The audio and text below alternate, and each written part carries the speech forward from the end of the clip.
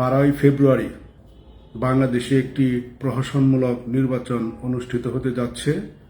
যে নির্বাচনটি বাঙালি জাতির জন্য একটি আত্মঘাতীমূলক নির্বাচন। স্বাধীনতা যুদ্ধে নেতৃত্ব দানকারী বাংলাদেশ আওয়ামী লীগকে নির্বাচনের বাহিরে রেখে যে নির্বাচনটি হচ্ছে, এটি একটি প্রহসনমূলক নির্বাচন, একতরফা নির্বাচন। আপনারা হয়তো অনেকেই বলতে পারেন, আওয়ামী লীগ 2014 এবং 2024-এ একাই নির্বাচন করেছে। আওয়ামী লীগ একা নির্বাচন করেনি। আওয়ামী লীগ বিএনপিকে নির্বাচন আসার জন্য বহু অনুরোধ করেছে, বহু চেষ্টা করেছে। আওয়ামী লীগ বিএনপিকে নির্বাচনে বাইরে রাখার কোনো রকম ষড়যন্ত্র, চক্রান্ত কিংবা চেষ্টা করেন নাই। বিএনপি নির্বাচনে আসে নাই। একটি দল নির্বাচনে আসবে কি আসবে না, সেটি সেই দলের নিজস্ব ব্যাপার। বাংলাদেশ আওয়ামী লীগ নির্বাচনে আসার জন্য বারবার বলেছে, আন্তর্জাতিকভাবেও বলিয়েছে এবং চাপ সৃষ্টি করেছে। এই সরকার কোনোভাবেই আওয়ামী লীগকে নির্বাচনে অংশগ্রহণ করতে দেয় নাই।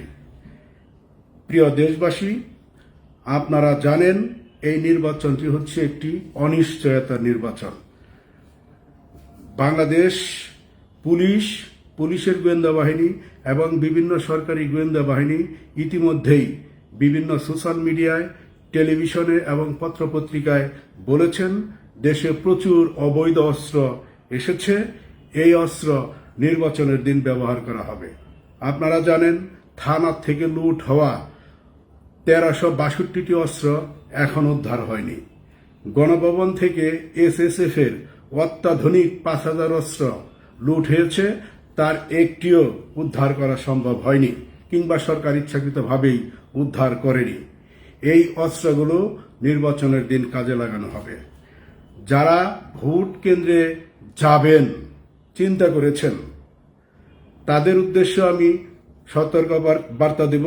প্রথমে আমি বলতে চাই, আওয়ামী লীগ, কৃষক লীগ, যুবলীগ, ছাত্রলীগ সহ আওয়ামী লীগের সহযোগী অঙ্গ সংগঠনের যে সকল নেতা কর্মী ও সম্মানিত ভোটারগণ আছেন, আপনারা কোনোভাবেই কেউ ভোট কেন্দ্রে যাবেন না। আমরা ইতিমধ্যেই একাধিকবার খবর পেয়েছি, আওয়ামী লীগের বিভিন্ন পর্যায়ের সমর্থকদের, বিশেষ করে হিন্দু ভাই বোনদেরকে ভোট কেন্দ্রে যাওয়ার জন্য চাপ সৃষ্টি করা হচ্ছে। তারা যদি ভোট কেন্দ্রে না যায়, ভোটের পরের দিন তাদের উপরে হামলা হতে পারে, তাদের বাড়িঘর লুট হবে, অগ্নিসংযোগ করবে, যা তারা বিগত দিনেও করেছে। আর ভোট কেন্দ্রে যারা যাবেন, তারা ভোট কেন্দ্রে গিয়ে যে ফেরত আসতে পারবেন জীবিত অবস্থায়, তার কোনো গ্যারান্টি কেউ দিতে পারবে না। দুই জোটের কাছেই প্রচুর অস্ত্র আছে। তারা নির্বাচনের দিন প্রচুর সহিংস করবে, একে অপরের মুখোমুখি দাঁড়াবে। যিনি বোরকা পরে ভোট কেন্দ্রে যাবেন, তাকে বিএনপির লোক আক্রমণ করতে পারে। বিএনপির লোক হয়তো মনে করবে উনি জামাতে ভোট দিবে। আর যারা হিন্দু ভাই বোনেরা ভোট কেন্দ্রে যাবেন, হিন্দু ভাই বোনেরা যে জামাতে ভোট দেবে না, এটা জামাতের লোক খুব ভালো করেই জানে। তারা বিএনপিকে ভোট দিতে বাধ্য হবে, এজন্য রাস্তায় তাদেরকে জামাতের লোক আক্রমণ করবে। কাজেই আপনারা সবাই সাবধান হয়ে যান। আপনারা কেউ, দেশবাসী যারা আছেন, দয়া করে কেউ ভোট কেন্দ্রে যাবেন না। এই প্রহসনমূলক নির্বাচনে অংশগ্রহণ করে বাংলাদেশকে ধ্বংসের দ্বার প্রান্তে নিয়ে যাবেন না। আপনাদের কাছে অনুরোধ করছি, আপনারা এই প্রহসনের নির্বাচন বয়কট করুন। আপনার জীবন যদি চলে যায়, আপনি তো চলেই গেলেন, আপনার স্ত্রী, সন্তান, বাবা, মা, ভাই, বোন চিরদিনের জন্য আপনাকে হারাবে। ভুক্তভোগী হবে আপনার পরিবার। আপনার আশেপাশের সহকর্মীরা 2-4 দিন দুঃখ প্রকাশ করে ভুলে যাবে।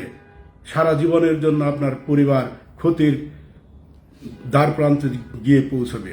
কাজেই আমি আপনাদেরকে অনুরোধ করছি, আপনারা কেউ ভোট কেন্দ্রে যাবেন না।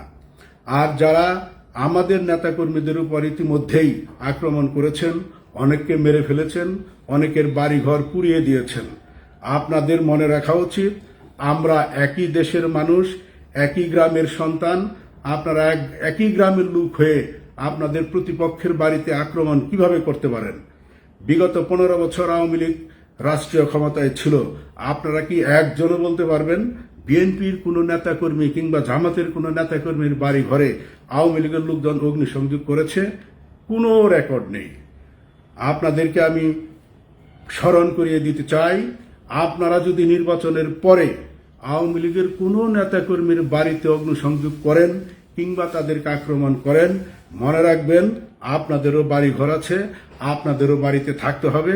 বাংলাদেশ আওয়ামী লীগ দুদিন আগে হোক পরে হোক দেশে ফিরবেই ইনশাল্লাহ। প্রকৃতির একটি বিচার আছে, প্রত্যেক ক্রিয়ারই একটি প্রতিক্রিয়া আছে। আশা করি আপনারা এটি স্মরণ রেখে নির্বাচন পরবর্তী কোনো সংঘাতে আওয়ামী লীগের লোকজনকে জড়াবেন না, তাদের কোনো ক্ষতি আপনারা করবেন না।